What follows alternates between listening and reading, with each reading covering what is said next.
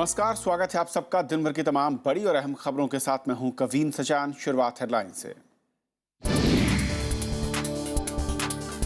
NSS स्तर की बातचीत पर संकट के बादल। विदेश मंत्रालय ने कहा नई शर्तें नहीं हो सकती बातचीत का आधार।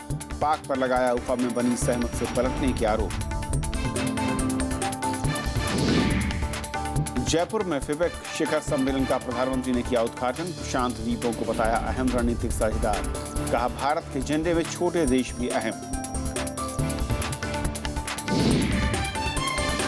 सरकारी बैंकों के बढ़ते एनपीए पर वित्त मंत्री ने जताई चिंता। हालात सुधारने के लिए होगा 70,000 करोड़ रुपए का निवेश। कहा भुगतान बैंकों से अर्थव्यवस्था में आएगी रफ्तार।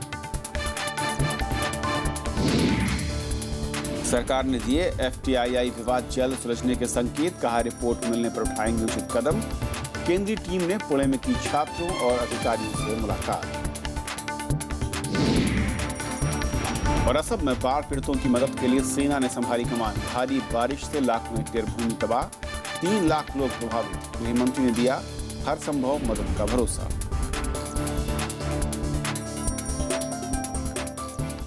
और आइए देखते हैं पहली खबर।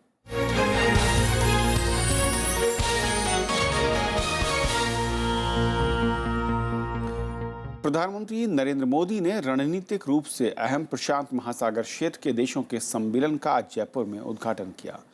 फिपिक का ये दूसरा सम्मेलन है और भारत के लिए प्रशांत क्षेत्र के इन 14 देशों का सामरिक और आर्थिक महत्व है।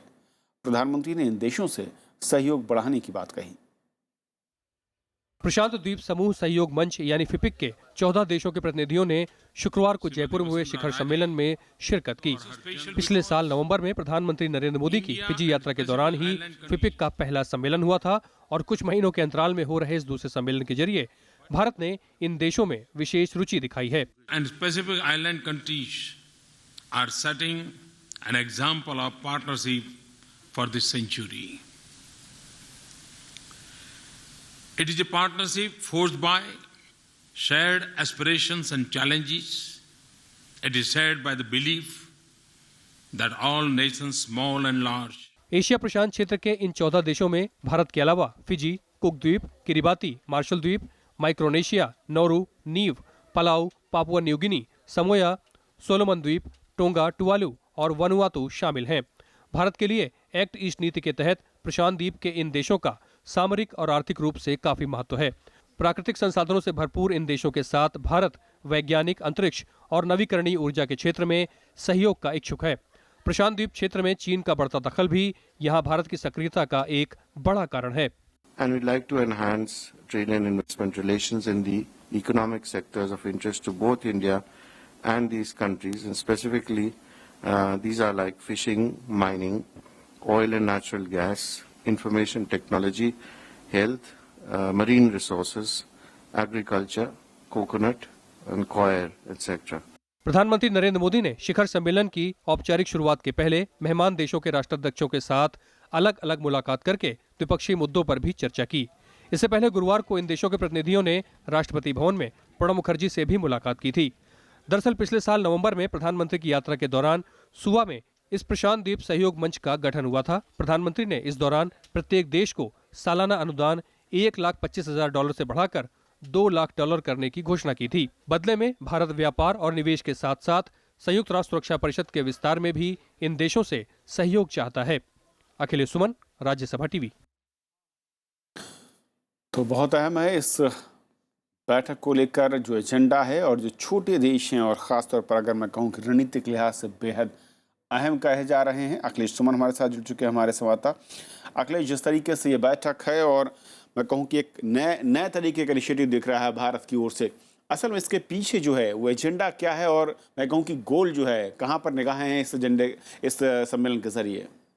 देखिए कविंद्र, इधर जब से एनडीए सरकार आई है वह उन सारे इलाकों में जाने की कोशिश कर रही है जहां भारत लंबे समय तक जिसको इग्नोर करता रहा है, और ये 14 देशों का जो समुच्चय है, ये 14 देश आइलैंड के, जो आप प्रशांत महासागर, ऑस्ट्रेलिया और न्यूजीलैंड के उस तरफ आकर देखेंगे तो ये प्रशांत महासागर के बहुत ही महत्वपूर्ण देश हैं, जो ऐसे लोकेशन पे स्थित है जहाँ से हम वैज्ञानिक प्रयोग कर सकते हैं, जहाँ हमारे मंगलयान के समय हमने यहाँ से प्रयोग किया भी था और वो सफल रहा था। तो एक तरह से कहें कि वैज्ञानिक रूप से बहुत महत्वपूर्ण है, समुद्री रास्ते की सुरक्षा के लिहाज से बहुत महत्वपूर्ण है। और अगर तीसरी बात ये कहें कि जिस तरीके से चीन इन सारे इलाकों में प्रवेश कर रहा है बड़े पैमाने पे, वैसे में भारत का भी इन इलाकों में उपस्थिति बहुत ही महत्वपूर्ण है। और संबंधों की जहाँ तक बात करें तो हमारे पुराने सांस्कृतिक संबंध, पौराणिक साहित्य में अगर देखेंगे तो इन सारे देशों से हमारे संबंध रहे हैं, जिसको कि हमने महत्व नहीं दिया था पिछले दिनों। तो इसलिए प्रधानमंत्री नरेंद्र मोदी इन सारे रणनीतिक इलाके में अपनी उपस्थिति, भारत की उपस्थिति दर्ज कराकर एक तरह से कहें कि ऐसी स्थिति पैदा करना चाहते हैं जहां यह दिखे कि भारत वहां भी मौजूद है जहां हमने पहले नहीं सोचा था। जी कविंद्र। जी अखिलेश, बहुत अहम बात आपने कही कि यहाँ पर फोकस अब सरकार बढ़ा रही है। और इस वक्त जो एक और बड़ी खबर है, भारत और पाकिस्तान के बीच होने वाली एनएसएस स्तर वार्ता पर संकट के बादल। भारत ने पाकिस्तान पर हर रोज वार्ता के लिए नई शर्तें थोपने का आरोप लगाया है। साथ ही भारत ने दो टूक शब्दों में साफ कर दिया कि वार्ता से पहले पाकिस्तान के अलगाववादियों से बातचीत भारत को मंजूर नहीं है। भारत ने कहा है कि पाकिस्तान के राष्ट्रीय सुरक्षा सलाहकार सरताज अजीज का हुर्रियत नेताओं से मुलाकात का हठ उफा में दोनों देशों के प्रधानमंत्रियों के बीच बनी सहमति के खिलाफ है। विदेश मंत्रालय ने साफ किया कि भारत इसकी इजाजत नहीं दे सकता। India remains committed to discussing issues with Pakistan peacefully and bilaterally. In fact, we took the initiative to engage at UFA. But unilateral imposition of new conditions and distortion of the agreed agenda cannot be the basis for going forward. उधर पाकिस्तान भी दिल्ली में 23 अगस्त को होने वाली इस NSA स्तर की बातचीत से पहले हुर्रियत के अलगाववादियों से मिलने पर अड़ गया है। अलगाववादी पाकिस्तान के दिल्ली स्थित उच्चायोग में भोज और बातचीत में शामिल होंगे। जानकारों का मानना है कि हुर्रियत से पहले हुई मुलाकातों का मतलब ये नहीं कि ये उनका अधिकार है। Because you cannot defy the wishes of the host government. Every diplomatic mission in India or any other country has to abide by certain paradigms, certain regulations enshrined in the Vienna Convention. विदेश मंत्रालय के मुताबिक पाकिस्तान के सुरक्षा सलाहकार सरताज अजीज ने 23 अगस्त को दिल्ली पहुंचने और 24 अगस्त को राष्ट्रीय सुरक्षा सलाहकार अजीत डोवाल के साथ बातचीत की पुष्टि की है, लेकिन बातचीत में शामिल एजेंडे की पुष्टि नहीं की गई है। The NSAs were to meet to discuss all issues connected to terrorism. This was the only agenda set for them by the two prime ministers. The insistence on meeting Hurriyat as a precondition is also a complete departure from the UFA understanding. India has always held the position that there are only two stakeholders in our relationship, not three. दरअसल हुर्रियत के मामले में भारत की नीति में अब बदलाव आया है। भारत किसी भी हालात में बातचीत में किसी तीसरे पक्ष को शामिल करने का पक्षधर नहीं है और उसने इसी वजह से ये कड़ा रुख दिखाया है। फिलहाल बातचीत का दारोमदार पूरी तरह से पाकिस्तान पर है। राष्ट्रीय सुरक्षा सलाहकारों की बैठक इसलिए रखी गई थी ताकि आतंकवाद और सुरक्षा के मसलों पे दोनों देश संयुक्त रणनीति बना सकें, लेकिन चूंकि पाकिस्तान के दामन पे इन मसलों पर इतने दाग हैं कि वह इससे छुपा नहीं सकता। यही वजह है कि हुर्रियत के बहाने वह इस वार्ता को टालना चाहता है। राज्यसभा टेलीविजन के लिए दिल्ली से अखिलेश सुमन। और इस पूरे मसले पर और बातचीत करने के लिए रुख करते हैं अपने संवाददाता अखिलेश सुमन का। अखिलेश, जिस तरीके से मैं कहूँ कि हर गुजरते वक्त के साथ, हर गुजरते घंटे के साथ गतिरोध या फिर मैं कहूँ कि असमंजस के बादल मंडराते जा रहे हैं, इस वक्त क्या घटनाक्रम दिख रहा है? और जो भारत ने साफ तौर पर कहा था कि हुर्रियत से अगर बातचीत होती है तो वो भारत को मंजूर नहीं है, और पाकिस्तान ऐसा लगता है कि अपनी उस बात पर अड़ा हुआ है। क्या इस वक्त खबरें मिल रही हैं? देखिए, अभी थोड़ी देर पहले सुबह जो विदेश मंत्रालय ने यह कहा था कि पाकिस्तान ने अभी तक एजेंडा नहीं भेजा है। अभी थोड़ी देर पहले पाकिस्तान ने एजेंडा भेजा और उसके बाद एक बयान आया। उस एजेंडे में भी ये बात थी कि वे कश्मीर पे बात करेंगे, वे हुर्रियत पे के साथ बात करेंगे। तो इस एजेंडे के बाद भारत के सामने और कोई चारा नहीं था यह बयान देने का कि पाकिस्तान हर रोज़ नई नई शर्तें छोप रहा है। देखिए कविंद्र, जिस समय उफा में प्रधानमंत्री नरेंद्र मोदी और पाकिस्तान के प्रधानमंत्री नवाज शरीफ मिले थे, उस समय भी एक कौतूहल था सबके मन में, और भारत के ही इनिशिएटिव पे यह बैठक हुई थी, यह मुलाकात हुई थी। और उसके बाद दोनों देशों के विदेश सचिवालय संवाददाताओं के सामने उन्हें जो बयान दिया, उस बयान में साफ तौर पे दो ही बातें कही गई थी। एक तो आतंकवाद के मसले पर चर्चा होगी और दूसरा सुरक्षा के मसले पर चर्चा होगी, और दोनों देश संयुक्त रूप से यह रणनीति बनाएंगे और यह दोनों देशों की जिम्मेदारी होगी कि आतंकवाद और सुरक्षा को कोई खतरा ना हो और आतंकवाद ना फैले। और इसके साथ साथ वॉइस सैंपल जो 26/11 की घटना थी, उस घटना के में जो अपराधी थे, उस अपराधियों के वॉइस सैंपल देने की ही बात हुई थी। इतनी ही बातें हुई थी और इसी के आधार पर कहा गया था कि राष्ट्रीय सुरक्षा सलाहकार दोनों देशों के दिल्ली में मिलेंगे। भारत उसकी तिथि निर्धारित करेगा और उसके बाद पाकिस्तान उसकी संस्तुति करेगा। इसी के आधार पर भारत ने प्रस्ताव दिया और विदेश मंत्रालय प्रवक्ता ने आज यह कहा कि 22 दिन लग गए पाकिस्तान के विदेश मंत्रालय को यह तय करने में कि वह 23 तारीख को दिल्ली आएंगे या नहीं आएंगे, और उसके बाद एजेंडा क्या होगा। इस एजेंडा की जो पुष्टि है वो अभी थोड़ी देर पहले की गई है।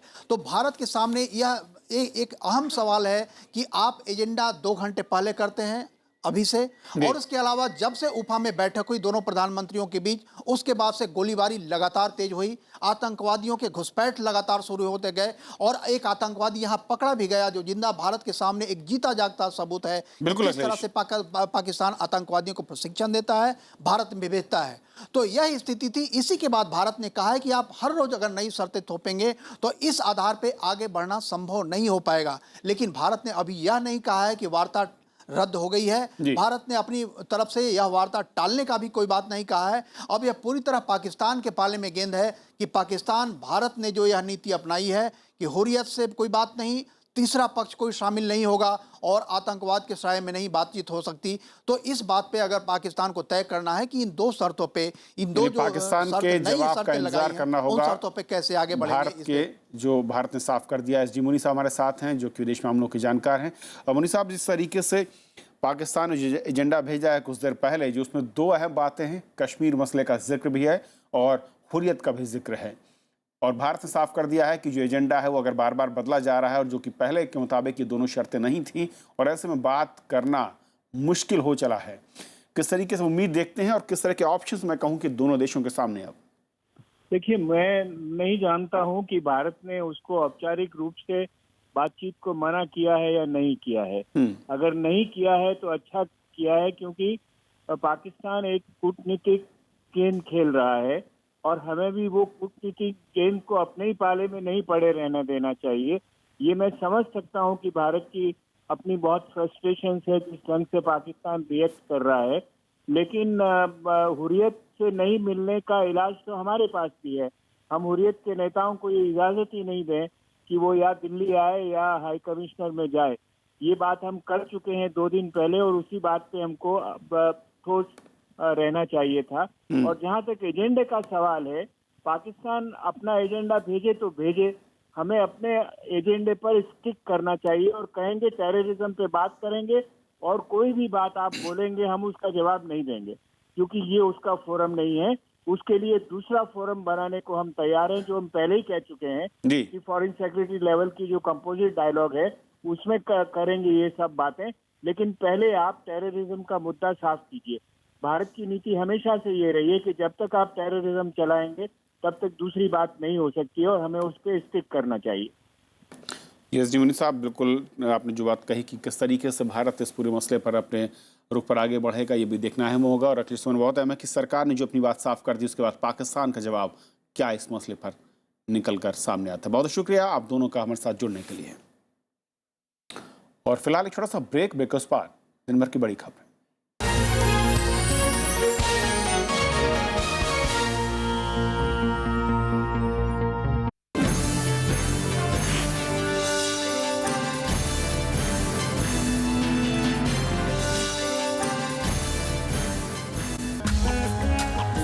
कलम जो पैरोकार रही सामाजिक मुद्दों की। मेरा मानना ये है कि जो कुछ भी होता है हमारे अपने जीवन में या समाज में, इस पर निर्भर करता है कि आप कितने संवेदनशील हैं, कितने ज़हनी हैं। जिसने पुरजोर वकालत की समानता की।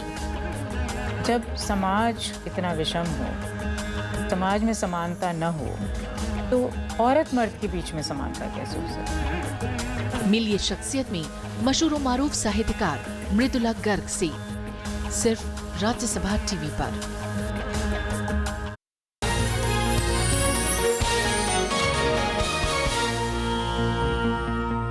FTII पहुंची केंद्रीय टीम ने आज संस्थान के अधिकारियों, शिक्षकों और छात्रों से अलग अलग मुलाकात की है। छात्रों ने केंद्रीय टीम के सामने अपनी बात रखी। सभी पक्षों से बातचीत के बाद सोमवार को केंद्रीय टीम सूचना प्रसारण मंत्रालय को अपनी रिपोर्ट सौंपेगी। FTII विवाद को सुलझाने के लिए शुक्रवार को सूचना प्रसारण मंत्रालय की ओर से बनाई गई 3 सदस्यीय टीम शुक्रवार को पुणे स्थित कैंपस पहुंची और संस्थान के अधिकारियों और छात्रों से मुलाकात की। We had a very good discussion. We could understand the issues involved, and also the discussion with all the stakeholders was in a very cordial atmosphere. And we will submit our report to the Ministry of Information and Broadcasting very soon. दोनों ही पक्षों ने बातचीत को सकारात्मक बताया है और विवाद के जल्द समाधान की उम्मीद जताई है। A nice discussion. They wanted to understand the facts which we've shared with them. Now they'll have to go back and reflect on the facts. There's no concrete answer that we can give on anything at the moment, but it's a very positive start, and the students look forward to many more such initiatives in the times to come. Just about the appointment of the chairman or anything like that, it was finding out what are the real problems on ground inside the campus regarding academics. कैसे हम इसके बाद how we can complete the courses fast, how we can do assessment. करीब 2.5 महीने से जारी विरोध प्रदर्शन उस समय और बढ़ गया जब मंगलवार को अधूरे प्रोजेक्टों के आकलन के तरीके का विरोध कर रहे छात्रों पर FIR दर्ज हुई और 5 छात्रों को आधी रात को गिरफ्तार किया गया। बाद में डिप्लोमा प्रोजेक्टों के आकलन के काम को रोक दिया गया। FTII के छात्र गवर्निंग बॉडी के 5 सदस्यों और अध्यक्ष पद पर गजेंद्र चौहान की नियुक्ति का 12 जून से विरोध कर रहे हैं। इससे संस्थान में शैक्षिक कार्य पूरी तरह ठप है। Bureau report, Rajya Sabha TV. और उधर सरकार ने उम्मीद जताई है कि केंद्रीय टीम की रिपोर्ट से विवाद सुलझाने में मदद मिलेगी। टीम वापस आ जाती है तो इनका पूरा एनालिसिस, जो इन्होंने स्टूडेंट से बातचीत करी है, जो इन्होंने फैकल्टी से बातचीत करी है, जो डायरेक्टर्स हैं उन सब से बातचीत जो करी है, उस सब को देखकर समझकर कोई ना कोई निर्णय लिया जाएगा। सरकार की यही उम्मीद है कि ये समस्या जल्दी से जल्दी हल हो। हम चाहते हैं कि FTII मजबूत हो। वित्त मंत्री अरुण जेटली ने बैंकों के मौजूदा NPA लेवल पर चिंता जाहिर की है। उन्होंने उम्मीद जताई कि अगली तिमाही बैंकों का NPA सुधरेगा। सरकार भी आने वाले वर्षों में सरकारी बैंकों में 70,000 करोड़ रुपए का निवेश करेगी। इंडियन बैंक की स्थापना दिवस पर हुए कार्यक्रम में वित्त मंत्री अरुण जेटली ने बैंकों के नॉन परफॉर्मिंग एसेट्स के मौजूदा स्तर पर चिंता जताई। उन्होंने कहा कि इसे ठीक करने के लिए सरकार और बैंकों की ओर से कोशिशें की जा रही हैं। As a result of which the recent changes which have been announced in terms of policy and a roadmap has been laid down over the next 4 years for strengthening the financial health of these banks.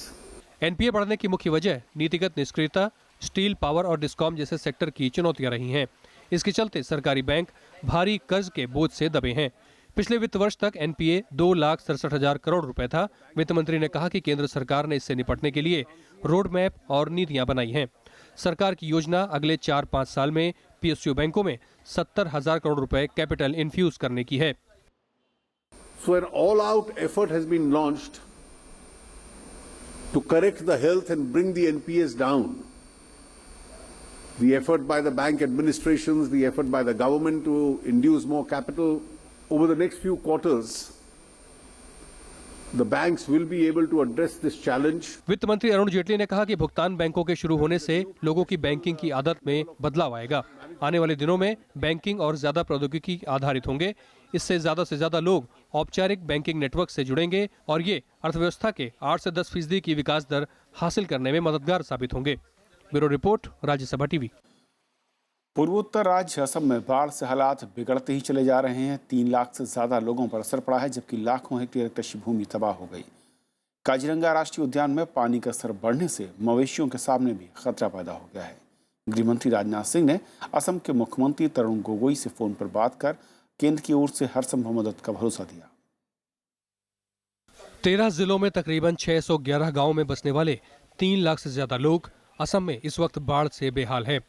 Dhemaji, Kokrajhar, Chirang, Lakhimpur, Bongaigaon, Tinsukia, Dibrugarh, Shivsagar, Nalbari, Sonitpur, Barpeta, Jorhat और ग्वालपाड़ा के ज्यादातर इलाके जलमग्न हैं। বাহিৰৰ প্ৰায় 50খনৰ অধিক গাঁও, সমগ্ৰ মাজুলী 50খনৰ অধিক গাঁও বানৰ কবলত পৰিছে। প্ৰায় 1200-1400টা পৰিয়াল এতিয়া পৰিয়ালৰ ঘৰ দুৱাৰ ডুবিছে। पिछले 4 दिनों से बारिश थमने का नाम नहीं ले रही। मौसम विभाग के माने तो आने वाले 3 दिन भी बारिश रुकने की संभावना कम है। अब तक 27,000 हेक्टेयर कृषि भूमि पानी में डूब गई है। हजारों लोग जगह जगह सरकारी शिविर कैंपों में पनाह लिए हुए हैं। असम की बड़ी नदियां उफान पर हैं, जिनमें ब्रह्मपुत्र, जिया भराली, पुठीमारी और बेकी नदी शामिल हैं। असम सहित उत्तर पूर्व के ज्यादातर स्कूल कॉलेज बंद कर दिए गए हैं। बाढ़ से सड़कें, पुल, अस्पतालों और सरकारी संस्थानों को भी नुकसान पहुंचा है। राष्ट्रीय राजमार्ग 31 और 53 बुरी तरह क्षतिग्रस्त हुए हैं। পানী তেনেকুৱা এইটো কিনকিনীয়া বৰষুণ মানে নেৰা নেপেৰাকে হৈয়ে আছে, মানুহ ঘৰৰ পৰা ওলাব নোৱাৰা হৈ আছে एकदम। हालात को देखते हुए सरकारी एजेंसियों के साथ साथ अब सेना की मदद भी ली जा रही है। वहीं गृहमंत्री राजनाथ सिंह ने मुख्यमंत्री तरुण गोगोई को फोन कर केंद्र की हर संभव मदद का भरोसा दिलाया है। Bureau report, Rajya Sabha TV. Gujarat high court ने आज एक अहम फैसले में स्थानीय निकाय के चुनाव में अनिवार्य मतदान के आदेश पर रोक लगा दी है। हाल ही में राज्य सरकार ने निकाय चुनाव में मतदान को अनिवार्य बनाने वाला कानून बनाया था। सरकार के आदेश के खिलाफ दायर याचिका पर सुनवाई करते हुए कोर्ट ने ये रोक लगाई। गुजरात हाईकोर्ट के ताज़ा फैसले से राज्य सरकार की उस कोशिश को झटका लगा है जिसमें स्थानीय निकाय के चुनाव में मतदान को अनिवार्य किया गया था। हाईकोर्ट में सरकार के इस कानून को ये कहकर चुनौती दी गई थी कि वोट डालना नागरिकों का अधिकार है, न कि कर्तव्य।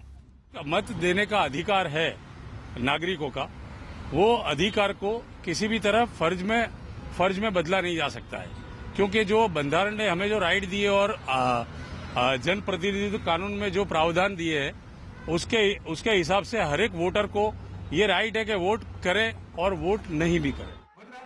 इस साल जुलाई में गुजरात सरकार ने वोटिंग को अनिवार्य करने का फैसला किया था। सरकार ने अक्टूबर में होने वाले नगर निगम और पंचायत चुनाव में वोटिंग अनिवार्य करने की योजना बनाई थी।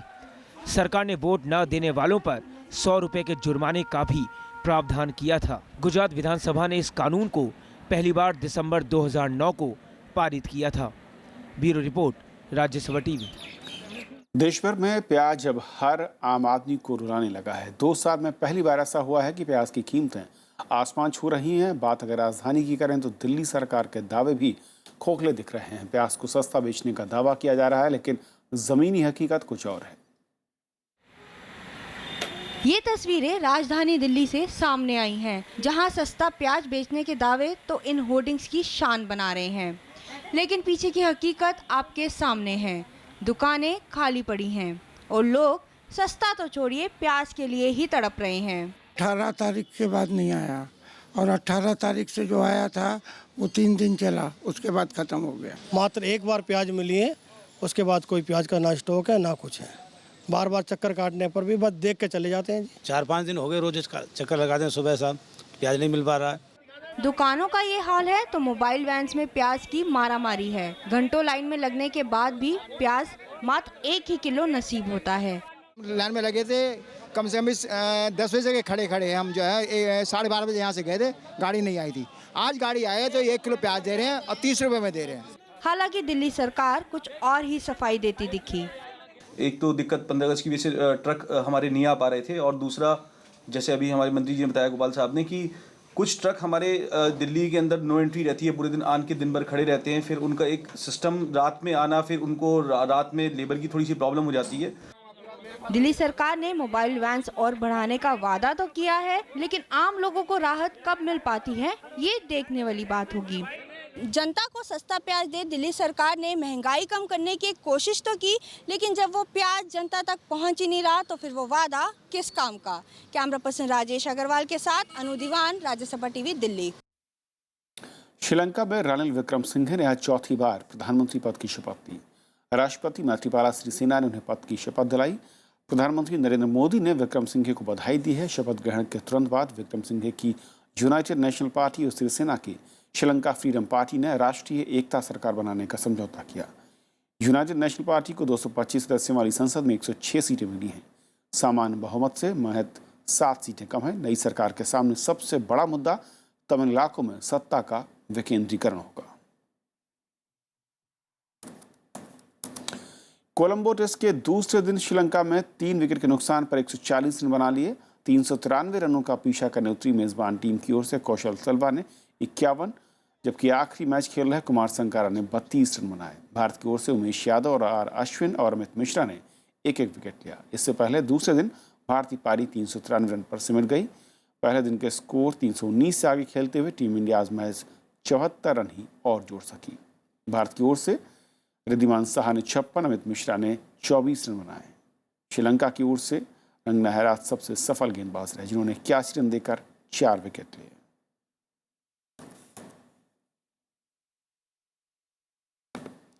तो खबरों के आज के सफर में इतना ही, लेकिन जाते आते छोड़ जाते हैं देश और दुनिया की कुछ और बड़ी खबरों के साथ।